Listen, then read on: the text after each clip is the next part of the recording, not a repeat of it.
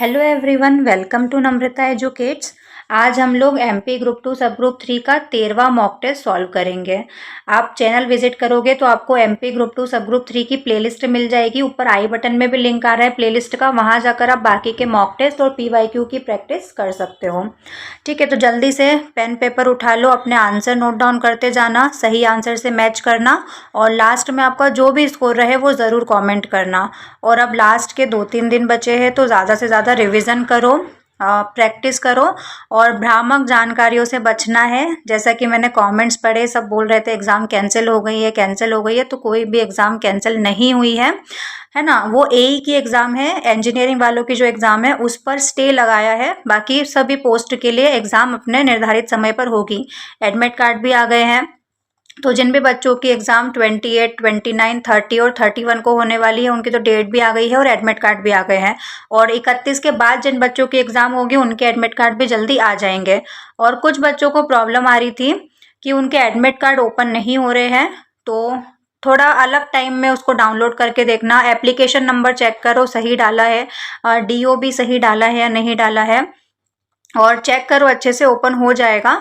और अगर फिर भी एरर आ रहा है बार बार तो फिर हेल्पलाइन नंबर पर कॉल करके आप पूछ सकते हो कि क्या प्रॉब्लम आ रही है। तो हम आज का टेस्ट स्टार्ट करते हैं। इंदिरा गांधी शांति पुरस्कार 2024 किसे प्रदान किया गया है? मिशेल बैचलेट को, मेलोनी को, जेसिंडा अर्डन को या फिर कमला हैरिस को? तो ऑप्शन ए इसका सही आंसर हो जाएगा। इंदिरा गांधी शांति पुरस्कार 2024 किसे दिया गया है? मिशेल बैचलेट को। ये कौन है? ये चिली, जो दक्षिण अमेरिका का एक देश है चिली, वहाँ की पूर्व राष्ट्रपति रह चुकी है। इन्होंने जेंडर इक्वेलिटी, है ना, ह्यूमन राइट्स, इसके लिए बहुत काम किया है। बाकी तो मेलोनी को जानते होंगे, मेलोनी प्लस मोदी करके, मेलोडी करके बहुत रील्स चल रही थी इनकी। हाल ही में COP30 शिखर सम्मेलन का आयोजन कहाँ किया गया था? ओंटारियो कनाडा में, रियो डी जेनेरियो ब्राज़ील में, नई दिल्ली भारत में या फिर बेलेम ब्राज़ील में? कॉन्फ्रेंस ऑफ पार्टीज 30 शिखर सम्मेलन का आयोजन कहाँ किया गया? तो ऑप्शन डी इसका सही आंसर हो जाएगा। बेलेम ब्राज़ील में इसका आयोजन किया गया। इसको अमेज़न कॉप भी बोला गया क्योंकि अमेज़न के आसपास ही इसका आयोजन हुआ था, इसलिए इसको अमेज़न कॉप भी कहा गया। COP30 को अमेज़न कॉप भी कहा गया, याद रखना।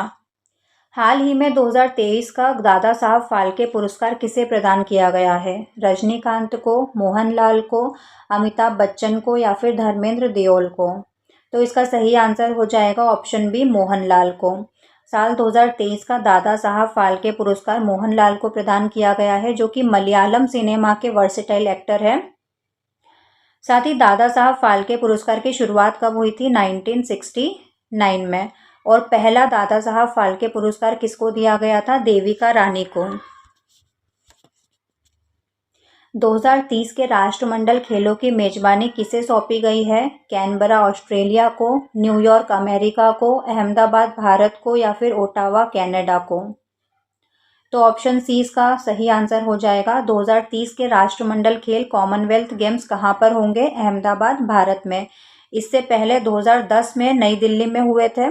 कॉमनवेल्थ गेम्स की शुरुआत कब हुई थी? 1930 में। भारत इन खेलों में कब शामिल हुआ? 1934 में। भारत में इसका आयोजन सबसे पहले 2010 नई दिल्ली में किया गया और अब 2030 में अहमदाबाद में होगा। इससे पहले 2026 के अभी जो कॉमनवेल्थ गेम्स है वो कहाँ पर होंगे? ऑस्ट्रेलिया में। अंतर्राष्ट्रीय बुकर पुरस्कार 2025 हार्ट लैम्प को प्रदान किया गया। इसकी लेखक कौन है? गीतांजलि श्री, डेजी रॉकवॉल, अरुंधति रॉय या फिर बानो मुश्ताक? तो इसका सही आंसर हो जाएगा ऑप्शन डी, बानो मुश्ताक। बानो मुश्ताक को अंतर्राष्ट्रीय बुकर पुरस्कार 2025 हार्ट लैम्प के लिए प्रदान किया गया। साथ ही में याद रखना 2022 का जो अंतर्राष्ट्रीय बुकर पुरस्कार है वो गीतांजलि श्री को रेत समाधि के लिए दिया गया था। ये पहली भारतीय लेखिका थी जिनको अंतर्राष्ट्रीय बुकर पुरस्कार मिला था और इसका ट्रांसलेशन डेजी रॉकवॉल ने किया था। किस नाम से? Tom of sand. 1857 के विद्रोह के दौरान तात्या टोपे को शिवपुरी के जंगलों में किसके विश्वासघात के कारण पकड़ा गया था? मानसिंह, जीवाजीराव सिंधिया, कुंवर सिंह या फिर नाना साहब? तो ऑप्शन ए इसका करेक्ट आंसर हो जाएगा। मानसिंह ने विश्वासघात किया था। ये वो मानसिंह नहीं है जिन्होंने हल्दी घाटी के युद्ध में मुगल सेना का नेतृत्व किया था, ये वो नहीं है।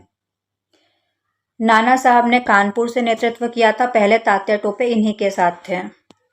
गुप्त वंश का संस्थापक कौन था जिसे अक्सर भारत का स्वर्ण युग कहा जाता है? चंद्रगुप्त प्रथम, श्रीगुप्त, समुद्रगुप्त या फिर स्कंदगुप्त? तो ऑप्शन 20 का सही आंसर हो जाएगा। गुप्त वंश की स्थापना किसने की थी? श्रीगुप्त ने। श्रीगुप्त के बाद घटोत्कच शासक बना था। घटोत्कच के बाद चंद्रगुप्त प्रथम शासक बना था जिसको वास्तविक संस्थापक कहा जाता है। चंद्रगुप्त प्रथम के बाद उसका बेटा समुद्रगुप्त शासक बना था जिसको भारत का नेपोलियन कहा जाता है। और समुद्रगुप्त के बाद चंद्रगुप्त सेकंड शासक बना था जिसको विक्रमादित्य कहा जाता है, जिसके दरबार में नवरत्न थे, उनमें से कालिदास भी प्रमुख थे। कालिदास की बुक्स वगैरह याद रखना। कौन सा दक्षिण भारतीय राजवंश अपनी शक्तिशाली नौसेना और स्थानीय स्वशासन के लिए प्रसिद्ध था? पल्लव वंश, पांड्य वंश, चोल वंश या फिर राष्ट्रकूट वंश? तो ऑप्शन सी इसका सही आंसर हो जाएगा, चोल वंश। इनकी नौसेना बहुत शक्तिशाली थी और स्थानीय स्वशासन के लिए ये प्रसिद्ध थे। पल्लव वंश में 3 मंदिरों की शैलियाँ याद रखना, मामल शैली, राजसिंह शैली वगैरह।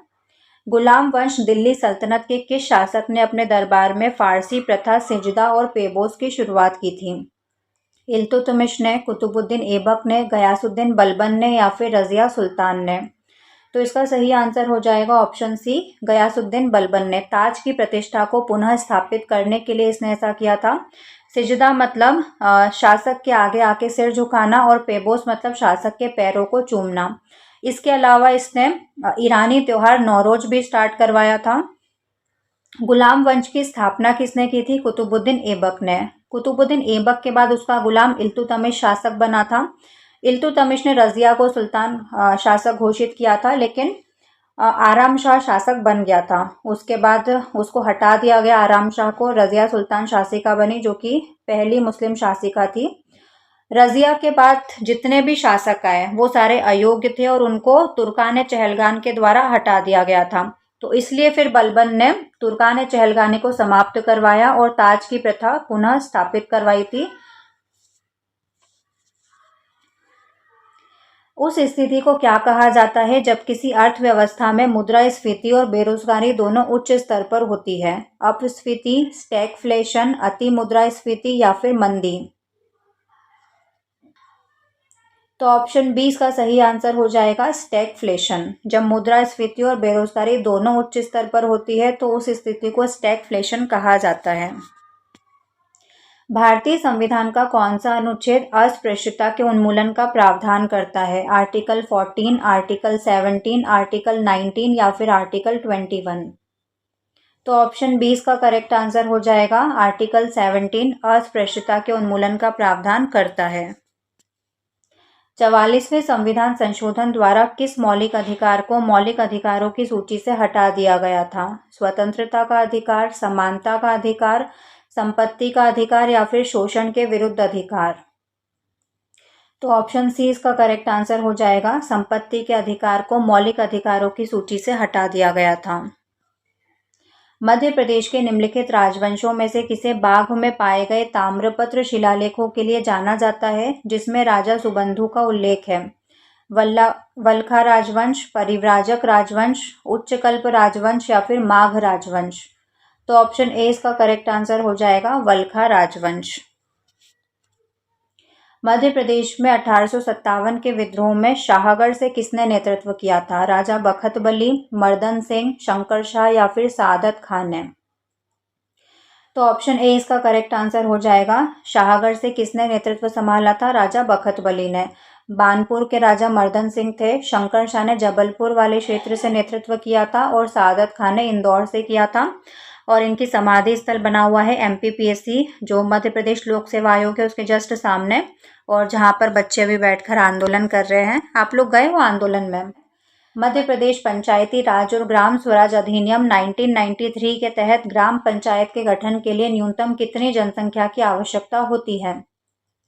500, 1000, 2000 या फिर 5000। तो ग्राम पंचायत का गठन 1000 होते हैं तो हो जाता है, तो ऑप्शन 20 का करेक्ट आंसर हो जाएगा। तो 1000 जनसंख्या होनी चाहिए ग्राम पंचायत के गठन के लिए। मानव आँख किसी वस्तु का प्रतिबिंब कहाँ बनाती है? कॉर्निया पर, आइरिस पर, पुतली पर या फिर रेटिना पर? तो ऑप्शन डी इसका करेक्ट आंसर हो जाएगा। प्रतिबिंब इमेज कहाँ पर बनती है? रेटिना पर। पृथ्वी की सतह से किसी वस्तु का पलायन वेग एस्केप वेलोसिटी क्या है? 9.8 किलोमीटर पर सेकेंड, 11.2 किलोमीटर पर सेकेंड, 7.9 किलोमीटर पर सेकेंड या फिर 15 किलोमीटर पर सेकेंड? तो इसका सही आंसर हो जाएगा ऑप्शन बी 11.2 किलोमीटर पर सेकेंड। पलायन वेग क्या होता है? इस वेग से किसी भी वस्तु को अगर हम फेंकेंगे तो पृथ्वी पर वापस नहीं आएगी। मटर के पौधों पर अपने कार्य के लिए किस वैज्ञानिक को आनुवंशिकी का जनक कहा जाता है? Father of genetics? Charles Darwin, Gregor Mendel, Lamarck या फिर अलेक्जेंडर फ्लेमिंग? तो ऑप्शन बी इसका सही आंसर हो जाएगा। ग्रेगर मेंडल ने मटर के पौधों पर काम किया था। निम्नलिखित में से कौन सा रासायनिक परिवर्तन का एक उदाहरण है? बर्फ का पिघलना, चीनी का क्रिस्टलीकरण, दूध का खट्टा होना या फिर पानी में नमक घोलना? रासायनिक परिवर्तन मतलब जिसमें कोई नया प्रोडक्ट फॉर्म होता है, तो ऑप्शन सी इसका सही आंसर हो जाएगा। दूध का खट्टा होना एक रासायनिक परिवर्तन का उदाहरण है जो इरिवर्सिबल होता है। मानव मस्तिष्क का कौन सा भाग रक्तचाप, लार आना, उल्टी जैसी अनैच्छिक क्रियाओं को नियंत्रित करता है? अनुमस्तिष्क, प्रमस्तिष्क, मेडुला ऑब्लोंगोटा या फिर हाइपोथैलेमस? इसका सही आंसर हो जाएगा ऑप्शन सी मेडुला ऑब्लोंगोटा। ओम का नियम किस भौतिक राशियों के बीच संबंध को परिभाषित करता है? बल और त्वरण, धारा और विभवांतर, द्रव्यमान और वेग या फिर कार्य और ऊर्जा? तो V is equals to I R होता है, आर रेजिस्टेंस, आई करंट और V पोटेंशियल डिफरेंस। तो ऑप्शन बी इसका करेक्ट आंसर हो जाएगा, करंट और पोटेंशियल डिफरेंस के बीच में। मानव रक्त में प्लेटलेट्स, थ्रोम्बोसाइट्स का मुख्य काम क्या है? ऑक्सीजन का परिवहन करना, संक्रमण से लड़ना, रक्त का थक्का जमना या फिर रक्त के पीएच को बनाए रखना? तो ब्लड क्लॉटिंग में हेल्प करता है, तो ऑप्शन सी इसका सही आंसर हो जाएगा। निम्नलिखित में से कौन सा विद्युत चुंबकीय स्पेक्ट्रम का आवृत्ति के बढ़ते क्रम में सही क्रम है? Radio waves, infrared, visible light, फिर gamma rays? Gamma rays, x-ray, UV, radio waves, visible light, infrared, microwave और रेडियो वेव्स या फिर एक्सरे, फिर यूवी, फिर विजिबल लाइट या फिर इंफ्रारेड? जल्दी से बताओ क्या सही आंसर होगा।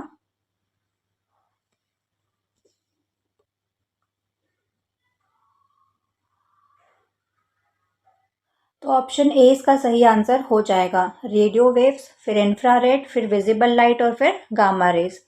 क्योंकि देखो जो फ्रीक्वेंसी होती है वो इन्वर्सली प्रोपोर्शनल होती है वेवलेंथ के, और जो रेडियो वेव्स होती है उसकी वेवलेंथ हाईएस्ट होती है और फ्रीक्वेंसी लोएस्ट होती है, और गामा रेज की वेवलेंथ सबसे कम होती है और फ्रीक्वेंसी उसकी हाई होती है।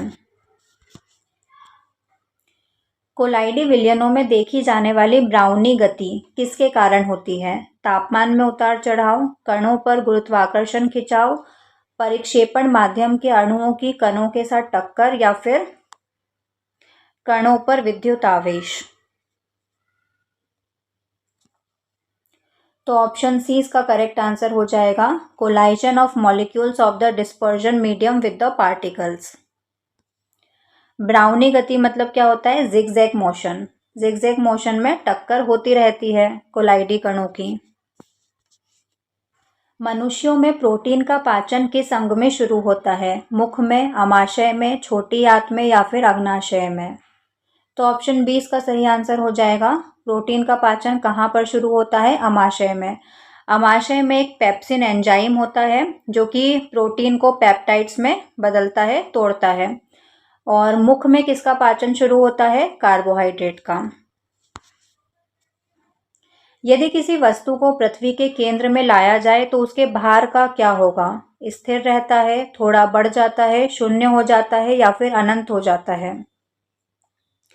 तो ऑप्शन सी इसका करेक्ट आंसर हो जाएगा, शून्य हो जाता है। सुरक्षा माचिस के निर्माण में किसका उपयोग किया जाता है? सफ़ेद फास्फोरस, लाल फास्फोरस, सोडियम या फिर पोटेशियम? तो ऑप्शन बी इसका करेक्ट आंसर हो जाएगा, रेड फास्फोरस, जो कि वाइट फास्फोरस से ज़्यादा सेफ होता है।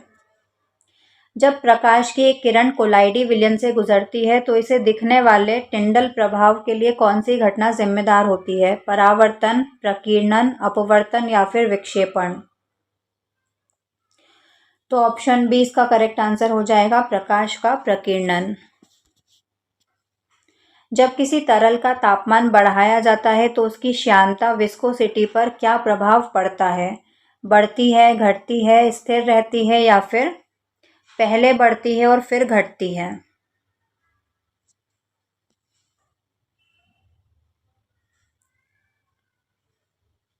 तो इसका सही आंसर हो जाएगा, विस्कोसिटी घटेगी। तो ऑप्शन बी इसका करेक्ट आंसर हो जाएगा, ये घटती है, क्योंकि जब भी टेम्परेचर बढ़ाएंगे तो काइनेटिक एनर्जी बढ़ती है और kinetic energy due to motion होती है, तो श्यानता कम हो जाएगी, घटती है। मानव आमाशय में उत्पन्न जठर रस जो गैस्ट्रिक जूस होता है उसका पीएच मान कितना होता है? 1.5 से 3.5, 7 न्यूट्रल रहता है, 8.5 से 9.5 या फिर 12 to 14? देखो, आमाशय में क्या प्रेजेंट होता है? HCl। गैस्ट्रिक जूस क्या कंटेन करता है? HCl, जो कि क्या होता है? हाइड्रोक्लोरिक एसिड होता है। एसिड मतलब एसिडिक में 0 से 7 के बीच में होता है पीएच वैल्यू, है ना। तो 7 से तो कम होगी इसकी पीएच वैल्यू, तो ऑप्शन ए इसका करेक्ट आंसर हो जाएगा, 1.5 से 3.5। त्रिलोचन में कौन सा समास है? अव्ययी भाव समास, द्वंद्व समास, बहुव्रीहि समास या फिर कर्मधारय समास? त्रिलोचन मतलब तीन है, लोचन मतलब नयन, जिसके मतलब भगवान शिव, तो कोई तीसरा ही पद प्रधान है, तो यहाँ पर बहुव्रीहि समास हो जाएगा। तो ऑप्शन सी इसका करेक्ट आंसर हो जाएगा। अशुद्ध वाक्य की पहचान करनी है। मैंने गुरुजी के दर्शन किए, राम ने कहानी सुनाई, वो अपना चश्मा भूल गया, मेरे को अभी जाना है? तो ऑप्शन डी सही आंसर हो जाएगा, ये अशुद्ध है, क्योंकि मुझे अभी जाना है होता है, मेरे को अभी जाना है ये गलत है। परमोत्सव शब्द में कौन सी संधि है? वृद्धि संधि, गुण संधि, यण संधि या फिर दीर्घ संधि? तो परमोत्सव का संधि विच्छेद क्या हो जाएगा? परम प्लस उत्सव। परम प्लस उत्सव।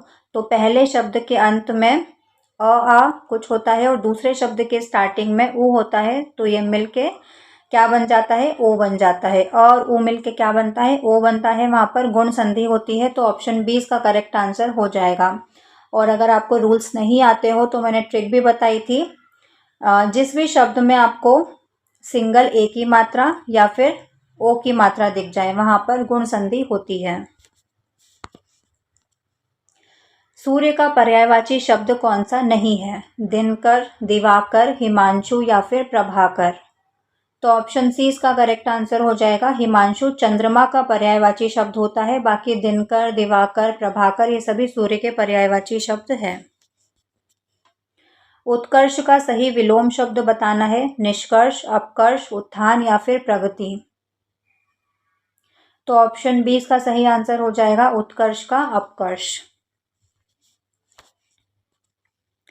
उज्ज्वल का शुद्ध संधि विच्छेद क्या होगा? उज धन ज्वल, उत धन ज्वल, उद धन ज्वल या फिर उज धन ज्वल? तो ऑप्शन बी इसका करेक्ट आंसर हो जाएगा, उत धन ज्वल, और इसमें व्यंजन संधि है। प्रत्यंग शब्द में कौन सा समास है? अव्ययी भाव समास, तत्पुरुष समास, द्विगु समास या फिर द्वंद्व समास? तो मैंने बताया था, जिस भी शब्द के स्टार्टिंग में यथा, प्रति जैसे उपसर्ग लगे हो या शब्द बार बार रिपीट हो रहा हो तो वहां पर अव्ययी भाव समास होता है। तो ऑप्शन ए इसका करेक्ट आंसर हो जाएगा, क्योंकि इसमें प्रति उपसर्ग लगा हुआ है। दामिनी का पर्यायवाची शब्द कौन सा है? वर्षा, नीरद, विद्युत या फिर बादल?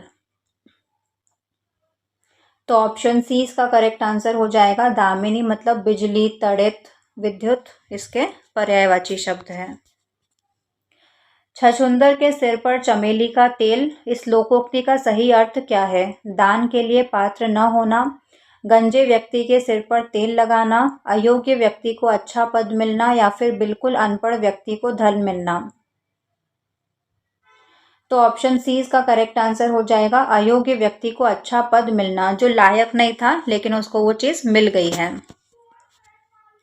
वधूर्मी शब्द का सही संधि विच्छेद क्या होगा? वधु प्लस उर्मी, वधु प्लस उर्मी, वधु प्लस उर्मी या फिर वधु प्लस उर्मी। मतलब किसी में छोटे ऊ की मात्रा है, किसी में बड़ा ऊ की मात्रा है, कहीं पर छोटा ऊ है, कहीं पर बड़ा ऊ है। तो क्या सही संधि विच्छेद होगा वधूर्मी का? तो इसका सही आंसर हो जाएगा ऑप्शन सी, वधु प्लस उर्मी। बड़े ऊ की मात्रा आएगी और यहाँ पर भी बड़ा ऊ आएगा। इसमें कौन सी संधि है? दीर्घ स्वर संधि। निम्नलिखित में से कौन सा शब्द तत्सम नहीं है? कपाट, कीटक, कुंभकार या फिर गधा। तो तत्सम तद्भव मैंने आपको बताया था। तत्सम शब्द वो है जो एज इट इज संस्कृत भाषा से ले लिए गए हैं और तत्सम शब्दों का बिगड़ा हुआ रूप तद्भव शब्द कहलाता है। तो यहाँ पर आपको बताना है तत्सम शब्द नहीं है, मतलब तद्भव शब्द बताना है। तो ऑप्शन डी इसका सही आंसर हो जाएगा। गधा एक तद्भव शब्द है। और कौन से शब्द से बिगड़ा है ये? गर्धव। एक्चुअल क्या था शब्द? गर्धव। गर्धव से बिगड़ के क्या हो गया? गधा। कपाट तत्सम शब्द है। कपाट का बिगड़ा हुआ रूप क्या होगा? किवाड़। कीटक कीड़ा, कुंभकार कुम्हार। व्यंजन संधि का सही उदाहरण कौन सा है? निश्चल, स्वागत, वागीश या फिर महर्षि। तो ये तो विसर्ग संधि है, आपको सामने ही दिख रही है। ये स्वर संधि है और ये भी स्वर संधि है। तो ऑप्शन सी इसका करेक्ट आंसर हो जाएगा। वागीश में व्यंजन संधि है। अर्धशासकीय पत्र में संबोधन के लिए किस शब्द का प्रयोग किया जाता है? महोदय, महोदया, प्रियश्री, मान्यवर या फिर सेवा में। तो अर्धशासकीय पत्र अपनी सेम पोजीशन वालों को लिखे जाते हैं, जैसे कि इंदौर के कलेक्टर ने जबलपुर के कलेक्टर को लिखा है ना, तो सेम पोजीशन पर लिखेंगे। तो ऑप्शन बी प्रियश्री इसका सही आंसर हो जाएगा। प्रियश्री का यूज करते हैं, आदरणीय श्री या फिर प्रियश्री। व्याकरण शब्द के लिए सही वाक्यांश कौन सा है? व्याकरण का ज्ञाता, व्याकरण लिखने वाला, व्याकरण का प्रचार करने वाला या फिर बहुत सी भाषाएं जानने वाला। तो ऑप्शन ए इसका करेक्ट आंसर हो जाएगा। व्याकरण के लिए क्या वाक्यांश होगा? व्याकरण का ज्ञाता। निम्नलिखित में से कौन सी एक नॉन वॉलेटाइल मेमोरी है जिसे इलेक्ट्रिकल चार्ज का उपयोग करके मिटाया और पुनः प्रोग्राम किया जा सकता है? प्रोम, ईप्रोम, ईईप्रोम या फिर एसरैम। तो ऑप्शन सी इसका करेक्ट आंसर हो जाएगा। Electrically erasable programmable read only memory इसका फुल फॉर्म होता है। माइक्रोसॉफ्ट वर्ड दस्तावेज में हाइपरलिंक डालने के लिए शॉर्टकट कुंजी क्या है? Ctrl+H, Ctrl+L, Ctrl+K या फिर Ctrl+M। तो ऑप्शन सी इसका करेक्ट आंसर हो जाएगा। Ctrl+K। Ctrl+H find and replace के लिए, Ctrl+L लेफ्ट अलाइनमेंट के लिए। नेटवर्क पर उपकरणों को डायनामिक आईपी एड्रेस असाइन करने के लिए मुख्य रूप से किस प्रोटोकॉल का उपयोग किया जाता है? HTTP, SMTP, DHCP या फिर FTP। तो ऑप्शन सी इसका करेक्ट आंसर हो जाएगा। DHCP, जिसका फुल फॉर्म क्या होता है? Dynamic host configuration protocol. HTTP का फुल फॉर्म क्या होता है? Hyper text transfer protocol. SMTP simple mail transfer protocol और FTP फाइल ट्रांसफर प्रोटोकॉल। सारे फुल फॉर्म याद रखना। कंप्यूटर आर्किटेक्चर में प्रोग्राम काउंटर रजिस्टर की क्या भूमिका होती है? ये चल रहे कार्यक्रमों की संख्या गिनता है, ये लॉजिकल ऑपरेशंस के परिणामों को स्टोर करता है, ये निष्पादित होने वाले अगले निर्देश का पता रखता है या फिर उपयोगकर्ता के पासवर्ड को स्टोर करता है। तो ऑप्शन सी इसका करेक्ट आंसर हो जाएगा। ये निष्पादित होने वाले अगले निर्देश का पता रखता है। किस प्रकार का सॉफ्टवेयर उपयोगकर्ता और कंप्यूटर हार्डवेयर के बीच एक इंटरफेस के रूप में काम करता है? Application software, operating system, utility software या फिर ERP सॉफ्टवेयर। तो ऑप्शन बी ऑपरेटिंग सिस्टम इसका सही आंसर हो जाएगा। किस प्रकार का मैलवेयर पासवर्ड और संवेदनशील डेटा चुराने के लिए कीबोर्ड पर दबाई गई हर कुंजी को रिकॉर्ड करता है? रैनसमवेयर, कीलॉगर, ट्रोजन हॉर्स या फिर वॉर्म? तो नाम से ही समझ में आ रहा है कीलॉगर, ऑप्शन बी इसका करेक्ट आंसर हो जाएगा। कौन सा नेटवर्क टोपोलॉजी सभी नोड्स को एक एकल केंद्रीय केबल से जोड़ती है? स्टार टोपोलॉजी, रिंग टोपोलॉजी, बस टोपोलॉजी या फिर मैश टोपोलॉजी? तो ऑप्शन सी बस टोपोलॉजी इसका सही आंसर हो जाएगा, जिसमें एक मेन केबल होती है और जिससे सारे कंप्यूटर्स जुड़े होते हैं। सस्ता होता है, लेकिन ये केबल खराब हो जाए तो पूरा सिस्टम, पूरा नेटवर्क खराब हो जाता है। निम्नलिखित में से पेज फॉल्ट क्या होता है? किसी विशिष्ट वेब पेज में त्रुटि, जब कोई प्रोग्राम उस पेज तक पहुंचता है तो वर्तमान में रैम नहीं होती है, मॉनिटर का हार्डवेयर क्रैश होना या फिर हार्ड ड्राइव पर वायरस का हमला? तो ऑप्शन बी इसका सही आंसर हो जाएगा। जब कोई प्रोग्राम उस पेज तक पहुंचता है तो वर्तमान में रैम नहीं होती है, when a program accesses a page not currently in RAM. निम्नलिखित में से कौन सा ऑब्जेक्ट ओरिएंटेड प्रोग्रामिंग भाषा का उदाहरण है? सी, फोर्ट्रॉन, असेंबली या फिर जावा? तो ऑप्शन डी जावा इसका सही आंसर हो जाएगा। जावा एक ऑब्जेक्ट ओरिएंटेड प्रोग्रामिंग लैंग्वेज है। सी प्रोसीजरल लैंग्वेज है। निम्नलिखित में से कौन सा रजिस्टर मेमोरी में उस स्थान का पता रखता है जहां से डेटा संग्रहित किया जाना है या फिर जहां से इसे प्राप्त किया जाना है? Program counter, instruction register, memory address register या फिर एक्यूमुलेटर? तो ऑप्शन सी इसका करेक्ट आंसर हो जाएगा, memory address register. Computer networking के संदर्भ में जिटर क्या होता है? डेटा को गंतव्य तक पहुंचने में लगा कुल समय, प्राप्त पैकेटों के विलंब में होने वाली भिन्नता, ट्रांसमिशन के दौरान खोए गए पैकेटों की संख्या या फिर एक लिंक की अधिकतम डेटा ट्रांसफर दर? तो ऑप्शन बी इसका करेक्ट आंसर हो जाएगा, variation in the delay of received packets. Network पर जब भी पैकेट्स भेजे जाते हैं तो पहुंचने के समय में जो उतार चढ़ाव आता है उसको जिटर कहा जाता है। कंप्यूटर ग्राफिक्स में पीएनजी का पूर्ण रूप क्या होता है? Personal network graphics, portable network graphics, printable new graphics या फिर पाथ नेटवर्क ग्राफिक्स? तो ऑप्शन बी इसका करेक्ट आंसर हो जाएगा। पीएनजी का फुल फॉर्म क्या होता है? Portable network graphics. आईएसडीएन का फुल फॉर्म क्या होता है? Internet standard data network, integrated service digital network, interactive system digital number या फिर इंटीग्रेटेड सॉफ्टवेयर डेटा नोड? तो ऑप्शन बी इसका करेक्ट आंसर हो जाएगा। आईएसडीएन का फुल फॉर्म क्या होता है? Integrated services digital network. Data को स्टोर और ट्रांसपोर्ट करने के लिए उपयोग किए जाने वाले एक्सएमएल का पूर्ण रूप क्या होता है? Extra modern language, extensible markup language, external management language या फिर एग्जाम्पल मार्कअप लैंग्वेज? एमपीपीएससी भी इस प्रश्न को पूछ चुकी है कि एक्सएमएल का फुल फॉर्म क्या होता है। तो ऑप्शन बी इसका करेक्ट आंसर हो जाएगा, एक्सटेंसिबल मार्कअप लैंग्वेज। यदि किसी कूट भाषा में टीचर को ये लिखा जाता है तो उसी भाषा में चिल्ड्रन को कैसे लिखा जाएगा?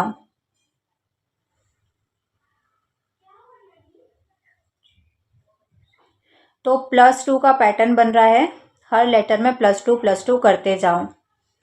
तो सी में +2 करेंगे तो ई आएगा, एच में +2 करेंगे तो जे आएगा, आई में +2 करेंगे तो के आएगा, एल में +2 करेंगे तो एन आएगा, डी में +2 करेंगे तो एफ आएगा, आर में +2 करेंगे तो टी आएगा, ई में +2 करेंगे तो जी आएगा और एन में +2 करेंगे तो पी आएगा। तो ऑप्शन ए इसका करेक्ट आंसर हो जाएगा। If plus means multiply, minus means divide, यहाँ पर मल्टीप्लाई आएगा। Multiply means plus, divide means minus, और इसकी वैल्यू हमको फाइंड करनी है। तो 20 प्लस की जगह क्या आएगा? मल्टीप्लाई 4, माइनस की जगह डिवाइड 2, डिवाइड की जगह -5, मल्टीप्लाई की जगह +1। ठीक है, बोर्ड मास के अकॉर्डिंग सॉल्व करना है इसको। 20 में 4 का मल्टीप्लाई पहले मत कर देना, पूरा आंसर गलत हो जाएगा। सबसे पहले क्या सॉल्व होता है? डिवीजन। तो 4 को 2 से डिवाइड करेंगे तो 2 आएगा, 2 को 20 में गुणा कर देंगे तो क्या आ जाएगा? 40। फिर 40 माइनस 5 प्लस 1 है, तो 40 में से 5 गए तो 35, 35 प्लस 1 36। तो ऑप्शन बी इसका करेक्ट आंसर हो जाएगा। दिए गए विकल्पों में से विषम को चुनना है, कौन सा अलग है, किलोमीटर, मीटर, गज या फिर किलोग्राम। तो ऑप्शन डी इसका सही आंसर हो जाएगा, किलोग्राम, क्योंकि ये वजन मापने की यूनिट है और बाकी किलोमीटर, मीटर, गज ये दूरी मापन की इकाइयां हैं। निम्नलिखित शब्दों को एक तार्किक और सार्थक क्रम में व्यवस्थित करना है। Result, exam, school, study, admission. तो सबसे पहले स्कूल जाओगे तो 3, फिर आपका एडमिशन होगा स्कूल में 5, फिर आप पढ़ाई करोगे, स्टडी करोगे तो 4, फिर आपका एग्जाम होगा तो 2 और फिर आपका रिजल्ट आएगा तो 1। 3, 5, 4, 2, 1। तो ऑप्शन ए इसका करेक्ट आंसर हो जाएगा। यदि एक निश्चित कूट भाषा में हंटर को ये लिखा जाता है तो उसी भाषा में मैनेज को कैसे लिखा जाएगा? जल्दी से बताइए क्या आंसर होगा। तो लेटर की पोजीशन या फिर देखो क्या बन रहा है। अच्छा, आपस में दो दो लेटर को स्वैप कर दिया है। HU तो यहाँ पर UH हो गया है, NT तो यहाँ पर NT ही है और ER है तो RE हो गया है। बीच के दो लेटर तो सेम है, तो MA तो AM हो जाएगा, B या C में से कुछ आएगा, और लास्ट में GE है तो EG हो जाएगा, तो लास्ट में EG ही है और बीच के दोनों NA ही रहेगा। तो ऑप्शन बी इसका करेक्ट आंसर हो जाएगा। निम्नलिखित श्रृंखला में प्रश्न चिन्ह के स्थान पर कौन सी संख्या आएगी? 2, 10, 30, 68 और क्वेश्चन मार्क की जगह पर क्या आएगा? 120, 130, 150 या फिर 102। तो देखो कितना कितना इंक्रीज हो रहा है। यहाँ पर हुआ पहले +8, फिर +20, नहीं ये तो नहीं हो रहा है। मल्टीप्लाई करके कुछ स्क्वायर या फिर क्यूब से,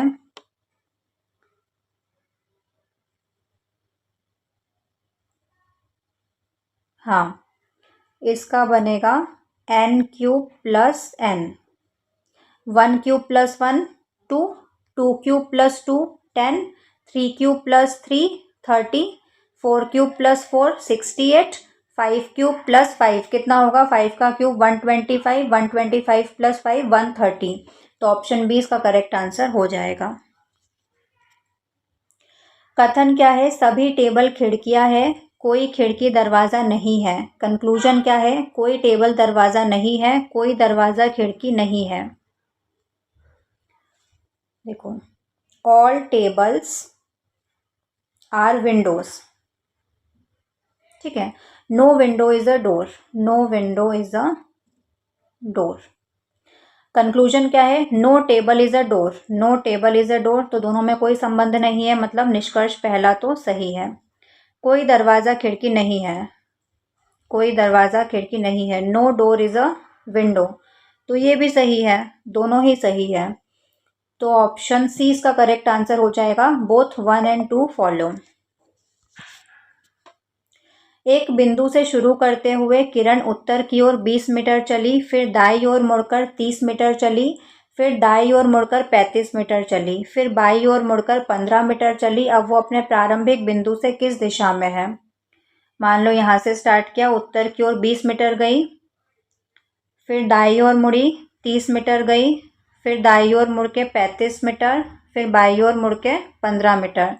तो ये स्टार्टिंग पॉइंट से किस दिशा में है? दक्षिण पूर्व में। तो ऑप्शन सी इसका करेक्ट आंसर हो जाएगा, दक्षिण पूर्व, साउथ ईस्ट। यदि कप को 40 के रूप में कोडित किया जाता है तो काइट को कैसे कोडित किया जाएगा? 45, 48, 50 या फिर 52। तो सभी लेटर की पोजीशन लिखो। CUP कैसे बना है? C तीसरे नंबर पर आता है, फिर प्लस करेंगे U 21वें नंबर पर आता है और फिर P 16 नंबर पर आता है। तीनों को प्लस करेंगे तो कितना आएगा?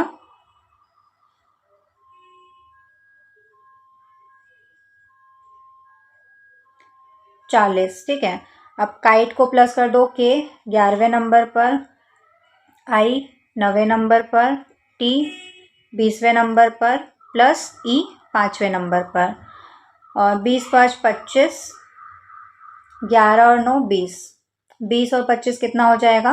45। तो ऑप्शन ए इसका करेक्ट आंसर हो जाएगा। निम्नलिखित में से कौन सा वेन आरेख माता और पिता के बीच संबंध को अच्छे से दर्शाता है? 3 अलग व्रत, एक बड़े व्रत के अंदर 2 प्रतिच्छेदी व्रत, 2 separate circles inside a large circle, या फिर 1 सर्कल इनसाइड अनादर इनसाइड सर्कल। तो देखो ये पेरेंट्स है, पेरेंट्स में दोनों आ जाते हैं, माता और पिता।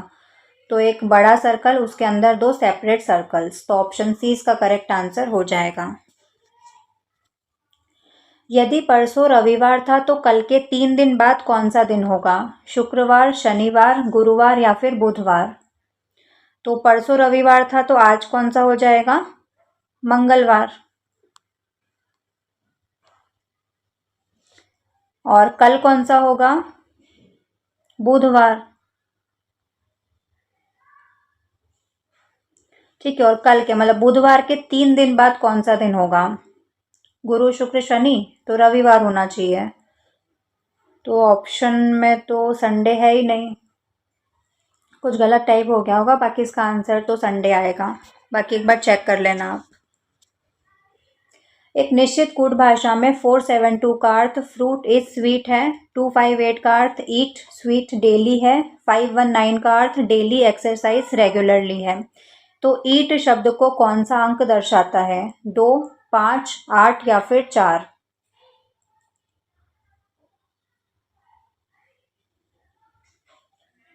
तो देखो इन दोनों में क्या कॉमन है? 2 कॉमन है, और क्या कॉमन है इधर से?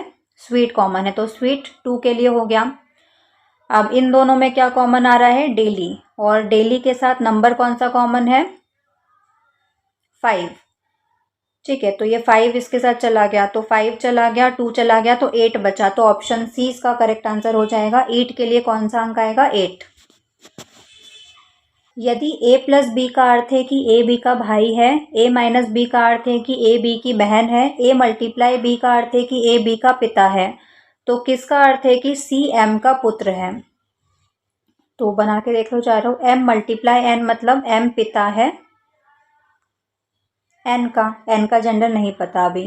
n माइनस सी मतलब a b की बहन है, तो मतलब n बहन हो गई सी की।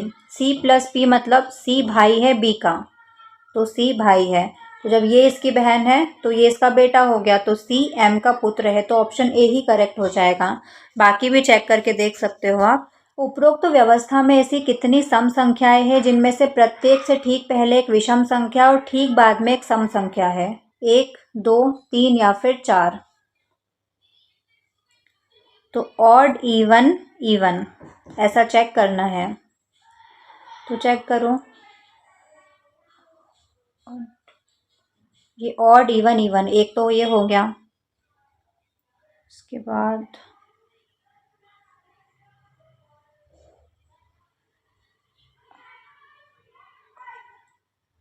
ऑड, इवन, इवन 2 हो गए। तो ऑप्शन बी इसका करेक्ट आंसर हो जाएगा। एक बार फिर भी और अच्छे से चेक करना, मैंने रफली चेक किया है। 2 वैसे तो आना चाहिए इसका आंसर, आप एक बार और अच्छे से चेक कर लेना। कथन क्या है? अधिकांश लोग काम पर जाने के लिए मेट्रो से यात्रा करना पसंद करते हैं। मेट्रो बस सेवा की तुलना में तेज और अधिक विश्वसनीय है। निष्कर्ष क्या है इसका? परिवहन के साधन का चयन करते समय यात्रियों के लिए विश्वसनीयता और गति महत्वपूर्ण कारक है। ऑप्शन देखते हैं। निष्कर्ष निश्चित रूप से सत्य है, निष्कर्ष संभवतः सत्य है, निष्कर्ष अप्रासंगिक है, या फिर निष्कर्ष निश्चित रूप से गलत है। तो कंक्लूजन तो सही है बिल्कुल, तो ऑप्शन ए इसका करेक्ट आंसर हो जाएगा। Choose the grammatically correct sentence. इन चारों में से कौन सा सेंटेंस करेक्ट है? पढ़ लो चारों सेंटेंस।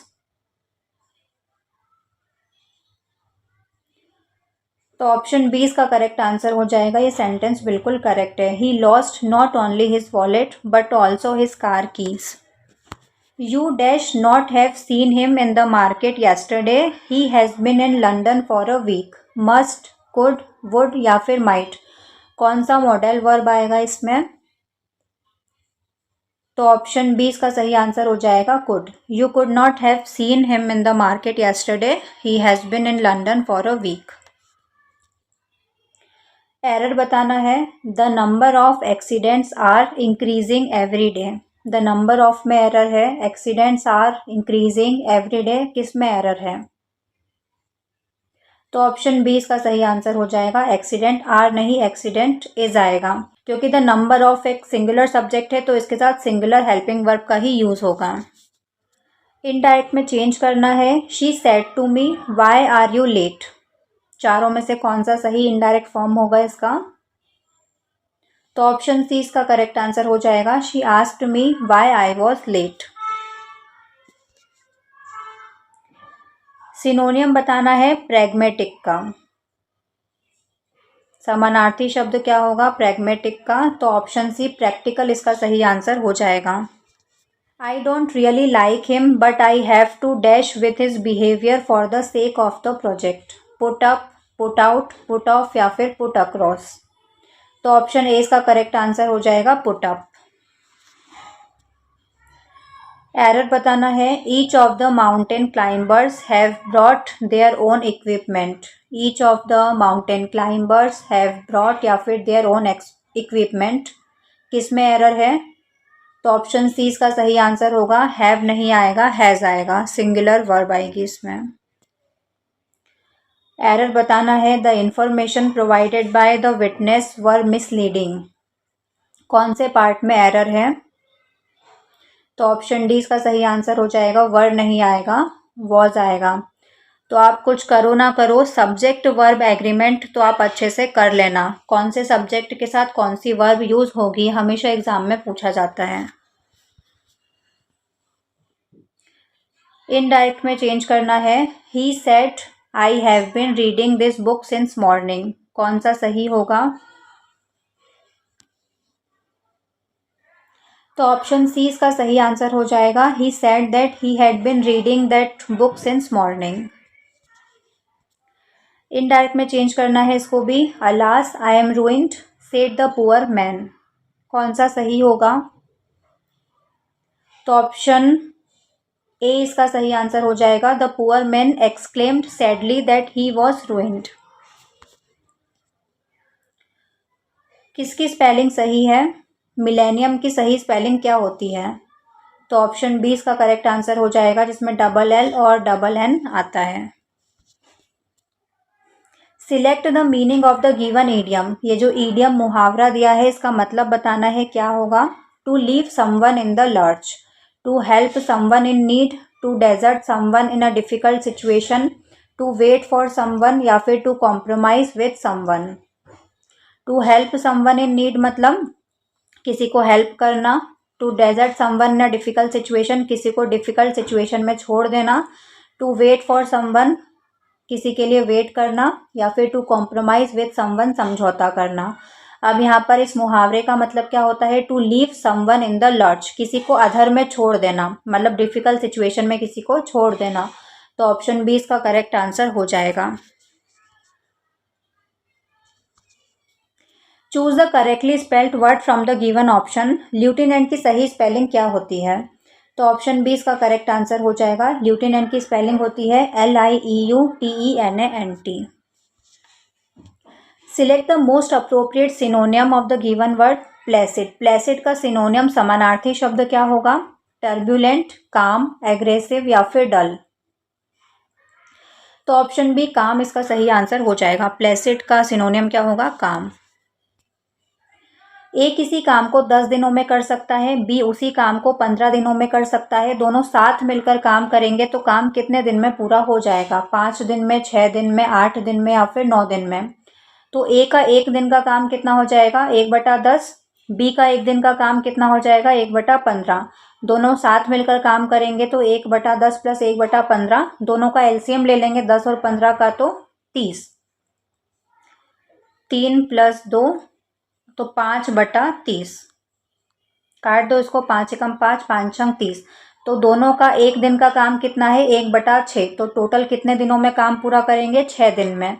तो ऑप्शन बी इसका करेक्ट आंसर हो जाएगा। एक आयत की लंबाई उसकी चौड़ाई से 4 सेंटीमीटर अधिक है। यदि आयत का परिमाप 40 सेंटीमीटर है तो इसका क्षेत्रफल क्या होगा? 84 centimetre square, 96 centimetre square, 100 centimetre square या फिर 120 सेंटीमीटर स्क्वायर। तो एक आयत की चौड़ाई मान लेते हैं x, तो उसकी लंबाई कितनी हो जाएगी, चौड़ाई से 4 अधिक, मतलब x + 4। परिमाप 40 दिया हुआ है। परिमाप का फॉर्मूला क्या होता है, 2 गुणित लंबाई प्लस चौड़ाई। तो लंबाई और चौड़ाई को प्लस कर देंगे, ये लंबाई है x + 4 और चौड़ाई x। ये 40 में 2 का भाग देंगे तो 20, x और x 2x हो जाएगा, 2x + 4। ये 20 में से 4 को माइनस करेंगे तो 16, और 16 में ये 2 का भाग देंगे तो x की वैल्यू क्या आ जाएगी, 2 8 16। तो चौड़ाई तो क्या हो गई, x की वैल्यू 8, और लंबाई क्या हो जाएगी, 8 + 4 12। और एरिया का फॉर्मूला क्या होता है क्षेत्रफल का, L × B। लंबाई कितनी आई है 12, चौड़ाई है 8, 12 8 96, 96 सेंटीमीटर स्क्वायर। एक सेकेंड, 96 सेंटीमीटर स्क्वायर इसका आंसर हो जाएगा। ऑप्शन बी इसका करेक्ट आंसर हो जाएगा। एक वस्तु को 960 रुपये में बेचने पर एक व्यक्ति को 4% की हानि होती है। 10% लाभ प्राप्त करने के लिए उसे किस मूल्य पर बेचना चाहिए, 1000 रुपये, 1050, 1150 या फिर 1100 रुपये पर। तो देखो CP कितना होगा,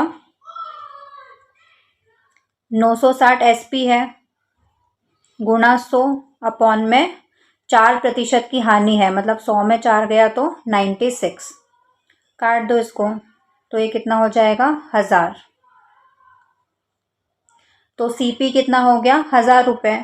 अब उसको 10% लाभ प्राप्त करना है तो किस मूल्य पर बेचना पड़ेगा, तो SP चाहिए हमको 1000 का, तो 1000 × 10% का लाभ चाहिए, मतलब 110, 100 में 10 जुड़ जाएगा, 110 अपॉन में 100। 2 0 से 2 0 कट गया, 110 × 10 कितना हो जाएगा 1100। तो कितने में बेचना पड़ेगा उसको, अगर 10% का लाभ चाहिए तो 1100 रुपये में। तो ऑप्शन डी इसका करेक्ट आंसर हो जाएगा। एक व्यक्ति अपनी आय का 20% बचाता है। यदि उसकी आय में 10% की वृद्धि होती है और वो अभी भी समान प्रतिशत बचाता है तो उसकी बचत में कितने प्रतिशत की वृद्धि होती है, 5% की, 10% की, 20% की या फिर 25% की। तो हम इनकम मान लेते हैं उसकी, ओरिजिनल इनकम कितनी है 100 रुपये। 100 का 20% मतलब 20 रुपये वो सेव कर रहा है, ठीक है। अब उसकी इनकम कितनी हो गई, नई इनकम 110 रुपये। 100 में 10% की वृद्धि हुई, मतलब 110 रुपये उसकी नई इनकम हो गई। अब उसकी नई सेविंग कितनी हो जाएगी, 110 का 20%, क्योंकि क्या बोला है, आय में वृद्धि होने के बाद भी बचाता वो समान प्रतिशत ही है, मतलब 20% ही बचा रहा है अभी भी। ये 2 0 से 2 0 कट गया, तो 11 दूना 22। तो पहले 20 था और अब सेविंग कितनी हो गई 22 रुपये, मतलब 2 रुपये की वृद्धि हुई है। 2 रुपये की वृद्धि किस पर हुई है, 20 पर, गुणा 100% निकालने के लिए। ये 1 0 से 0 कट गया, ये 2 से 2 कट गया, तो आंसर कितना आ गया 10%। तो ऑप्शन 20 का करेक्ट आंसर हो जाएगा 10%। इसको आप शॉर्ट ट्रिक से भी निकाल सकते हो। देखो अगर इनकम का परसेंट सेम है, पहले भी 20% था, इनकम बढ़ने के बाद भी समान प्रतिशत 20% ही है, तो जितनी आय में वृद्धि हो रही है 10% की, तो उतनी ही इनकम में वृद्धि होगी 10% की।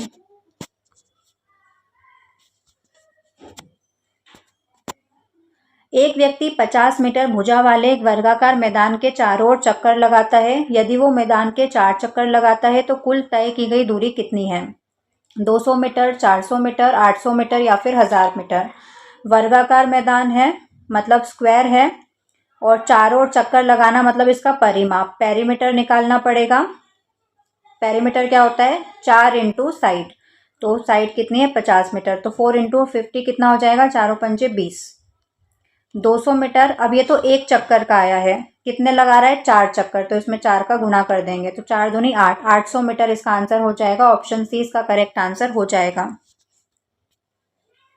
7 मीटर त्रिज्या और 10 मीटर ऊंचाई वाला एक बेलनाकार टैंक पानी से भरा है। यदि इस पूरे पानी को 22 मीटर लंबे और 10 मीटर चौड़े एक आयताकार टैंक में डाला जाता है तो आयताकार टैंक में जल स्तर की ऊंचाई क्या होगी, 5 मीटर, 7 मीटर, 10 मीटर या फिर 14 मीटर।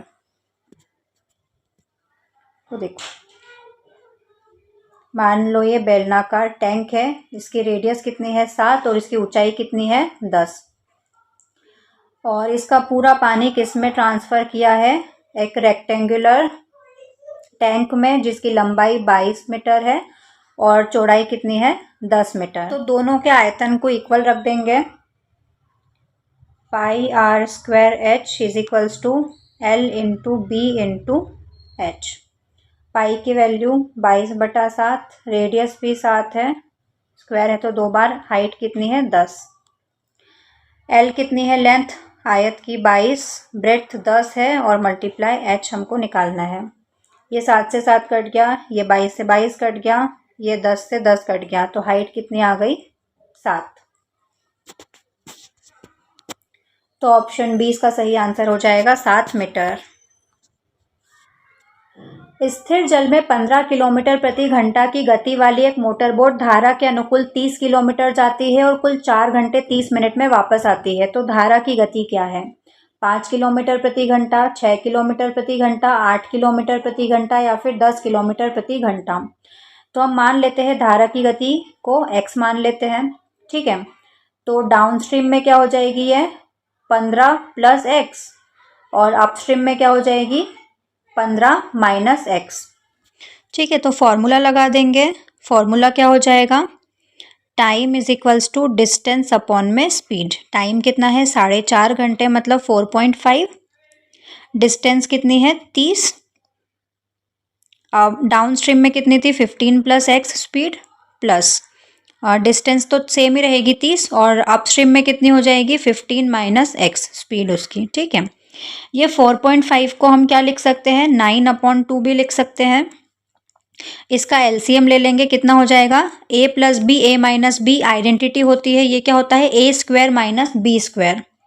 तो a² 15 का स्क्वायर मतलब 225 - x का स्क्वायर, और इधर इसको मल्टीप्लाई करेंगे 30 को 15 - x में और इधर 30 को 15 + x में, तो कितना हो जाएगा 450 - 30x और प्लस 450 + 30x।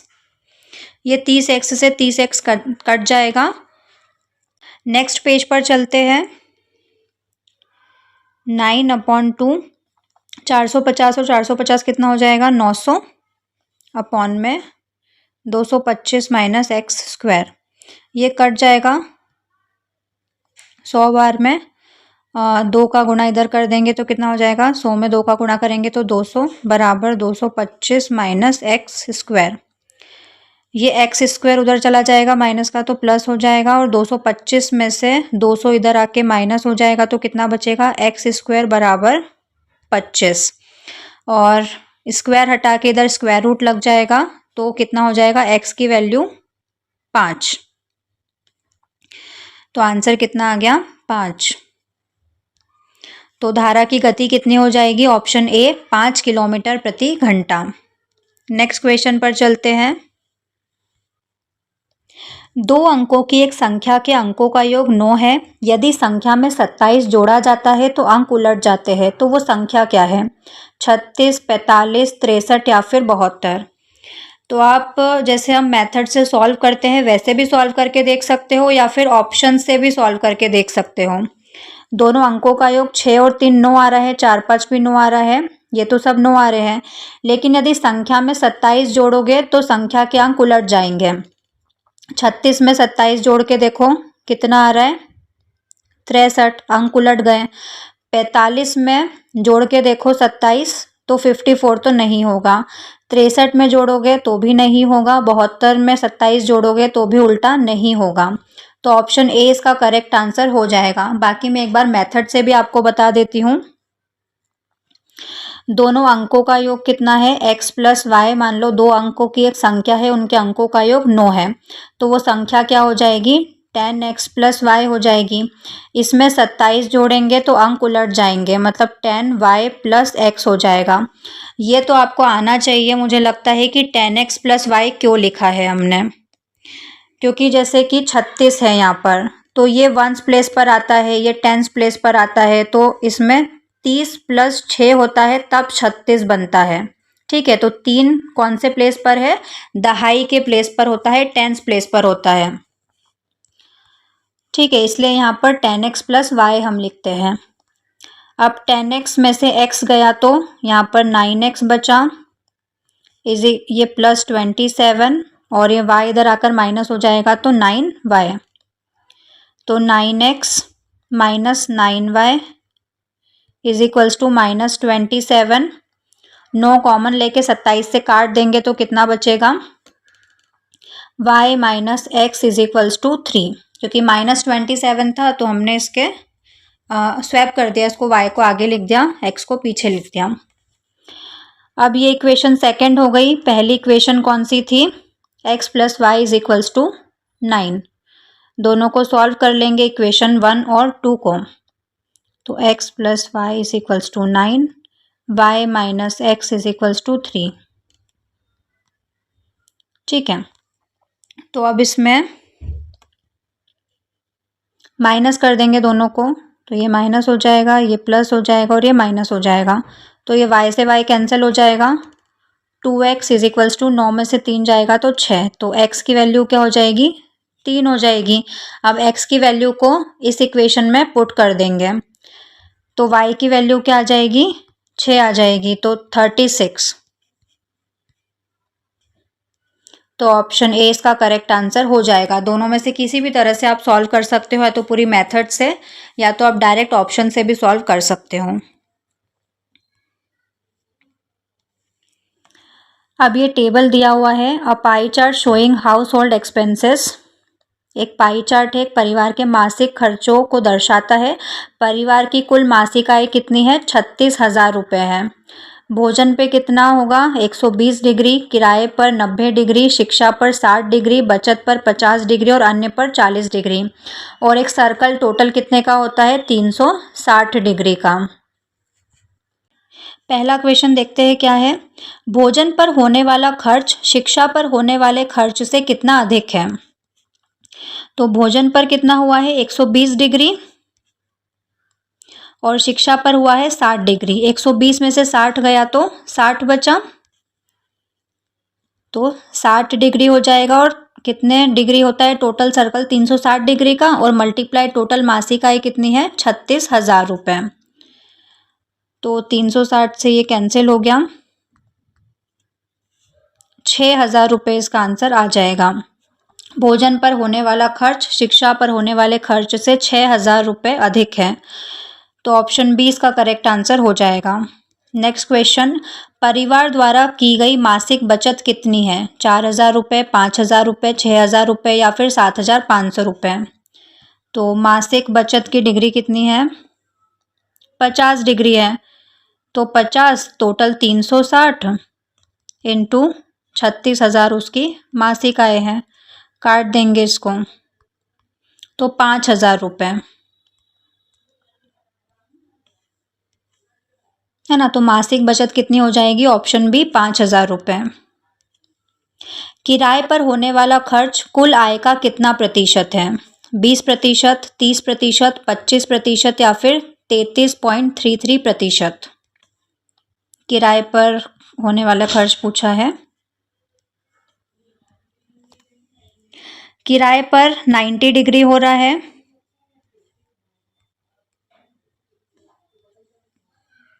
90 डिग्री और टोटल 360 है, और परसेंट निकालना है तो 100। 0 से 0 गया, 9 चौक 36 और 25 चौक 100, तो 25%। ऑप्शन सी इसका करेक्ट आंसर हो जाएगा। नेक्स्ट क्वेश्चन, भोजन और शिक्षा पर मिलाकर कुल कितना खर्च किया जाता है? 15,000 रुपये, 18,000 रुपये, 20,000 रुपये या फिर 22,000। भोजन और शिक्षा का देखते हैं कितनी डिग्री है। भोजन पर है 120 डिग्री और शिक्षा पर है 60 डिग्री, तो 120 और 60 कितना हो जाएगा? 180। 180 टोटल कितना है? 360 मल्टीप्लाई 36,000। 1 0 से 1 0 गया, 18 दूना 36, तो 18,000 रुपये। ऑप्शन बी इसका करेक्ट आंसर हो जाएगा। लास्ट क्वेश्चन है, अन्य खर्चों का किराए के खर्चों से अनुपात क्या है? 2:3, 4:9, 5:9 या फिर 1:2। सभी खर्चों का अनुपात बताना है हमको।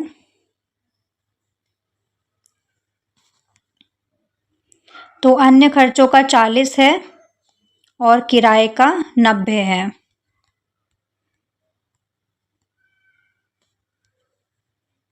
अन्य खर्चों का 40 है और किराए का 90 है। 1 0 से 1 0 गया तो 4:9।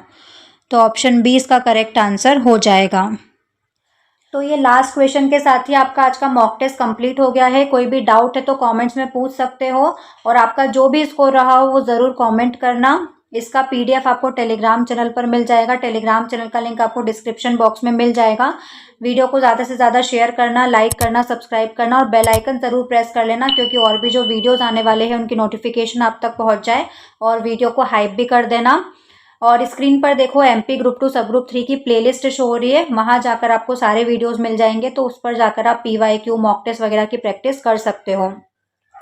और कोई भी एग्जाम अभी कैंसिल नहीं हुई है। जब तक ऑफिशियली नहीं आ जाता ईएसबी की तरफ से, तब तक भ्रामक जानकारियों से बचना है ना। अलग अलग वीडियोस पे थंबनेल लगे होते हैं कि एग्जाम कैंसिल हो गई है, पर इन सब पे ध्यान नहीं देना है। एग्जाम कैंसिल नहीं हुई है। तैयारी करो, अच्छे से रिवीजन करो बार बार। और पीवाईक्यू की लिंक भी मैंने टेलीग्राम पर डाल दी थी, तो पीवाईक्यू की अच्छे से प्रैक्टिस कर लेना। तो आज के लिए बस इतना ही। हम मिलते हैं नेक्स्ट वीडियो में। जय हिंद।